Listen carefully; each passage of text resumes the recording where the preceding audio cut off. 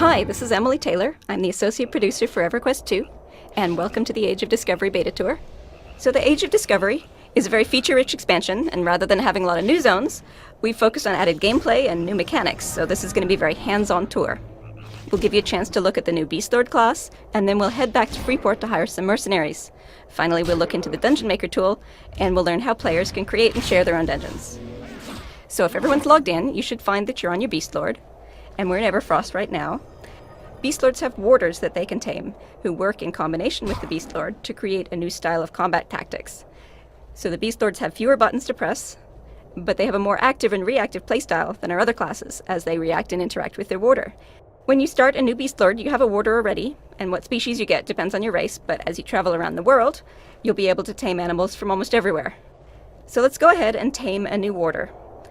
Most animals can be tamed by Beast Lords, and you get a special Beast Lord Sight ability when you start spending your AA points at level 20. You'll find that on your hotbar. It should be the first icon, and it looks like an eye. So, if you use that while you're standing near an animal, you should see that the animal will glow with a special effect, and that means that it's tameable.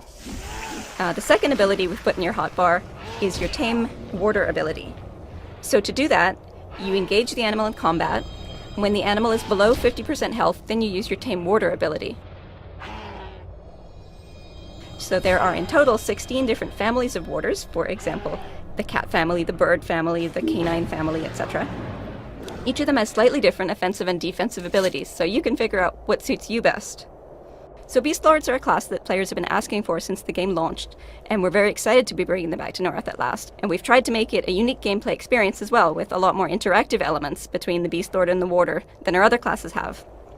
We're fully supporting the Beast Lords by adding in all the class quests, class armor, even an epic quest, just like the other classes have. Welcome to Freeport, new improved Freeport. We've completely revamped the city. We've converted it from 4 separate zones into just one, as well as upgrading the appearance. But besides the visual improvements to Freeport, we've added a ton of new quest lines and lore for all of the evil races and classes, and these can be done from level 1 through 90. And since the game will be fully free to play when this content launches, you won't even have to spend a single cent to enjoy the new Freeport. Now you can see up here, this is the Overlord Citadel. On live servers in Freeport right now, it's crashed into the ground about where we're standing. So once Age of Discovery launches, you'll see that the Citadel's been restored to the sky overhead. It's also now accompanied by some smaller guard towers, which didn't exist previously. Where we're standing now is the Execution Plaza. Here you'll see regular executions of those who Lucan has judged to be traitors to the city. Lucan often shows up and carries out the executions himself, and there's one starting now if you want to take a moment to watch. And in case you're wondering, if you jump in that pit yourself, yes, you will die.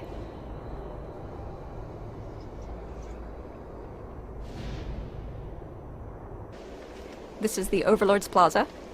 This didn't exist in the original Freeport, so this is a pretty cool monument. Clearly, nothing says, I'm back and I'm taking control, like a 20-foot tall golden statue of yourself. So the revamp of Freeport includes a ton of new quests, including different quest lines for different races and class archetypes.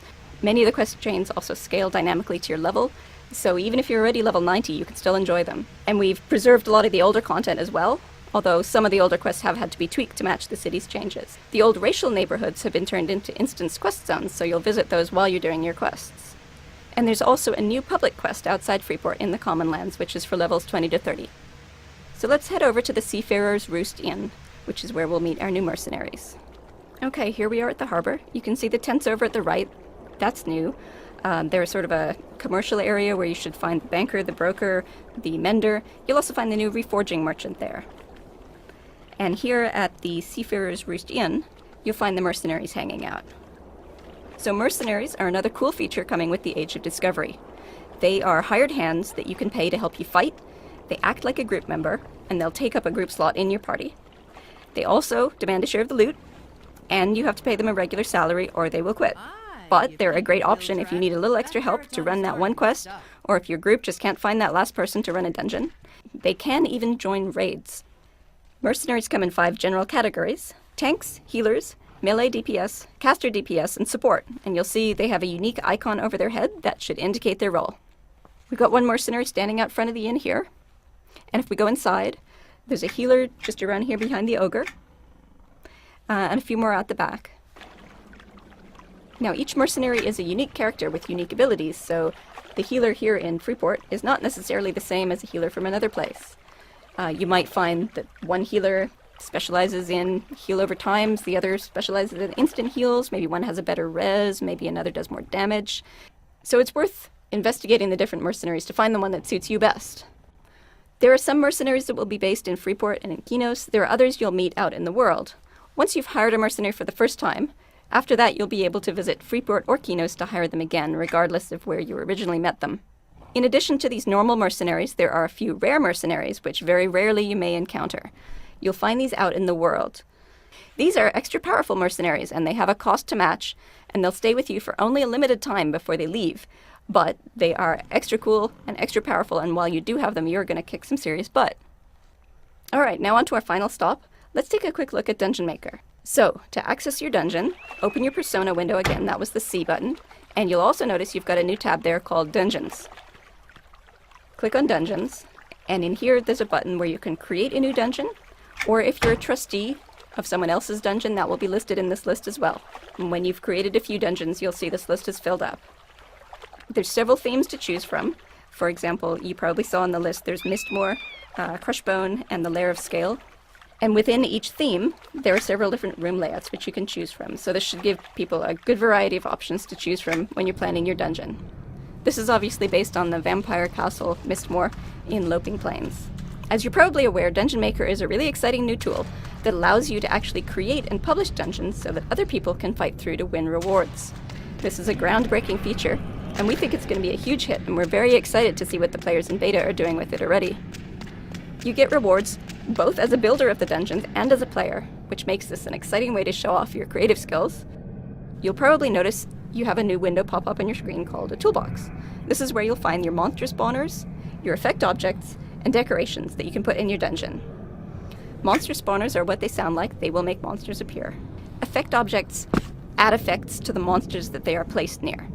So, for example, if you want to place a spawner now, and then select an effect object and place it near your monster, if you click on the object that you just placed, the effect object, it should tell you that it adds a buff, or it enhances some ability of the monsters that are near it.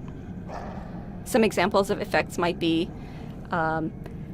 adds a chance for every monster near the effect object to proc lightning damage when they attack, or increases the awareness radius so that they will call for help for monsters farther away than they would have otherwise, or increases the max health. So there are a lot of effects like that, and by choosing which ones you want, you should be able to customize each monster. The third category is the decorations. Decorations don't have any gameplay effect. They're just to make your dungeon look interesting. They include virtual items, which don't physically exist in your inventory. You'll only find them in your toolbox. And normal house items like carpenters make.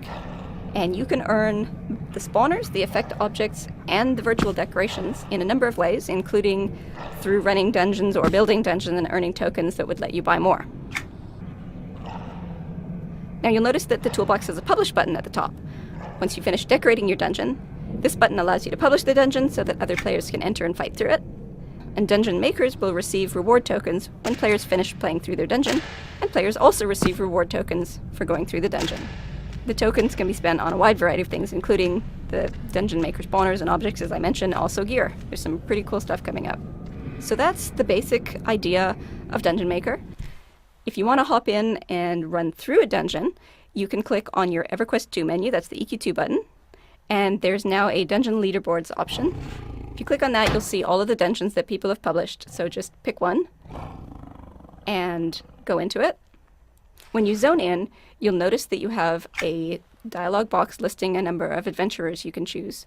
When you're fighting through a Dungeon Maker dungeon, you don't fight as yourself at this point. You choose an adventurer to fight as.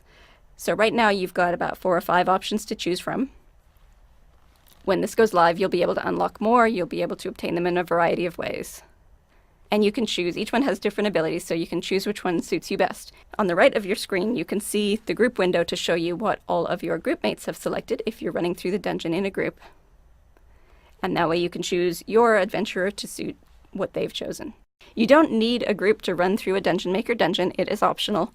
You can have as many or as few people as you like, but of course it's quite fun to run as a group. I'll just touch briefly on some other new features with the Age of Discovery. We also have the Trade Skill Apprentice system, which allows trade skillers to mentor an NPC and gain new recipes and get new quests from them. There's also the reforging system, which I mentioned briefly earlier, that allows you to reconfigure the stats on items of your equipment. And you can also add exciting new particle effects to your weapons. Thanks for joining the tour. We think these features are a ton of fun, and we hope that you're as excited as we are to join us in the Age of Discovery.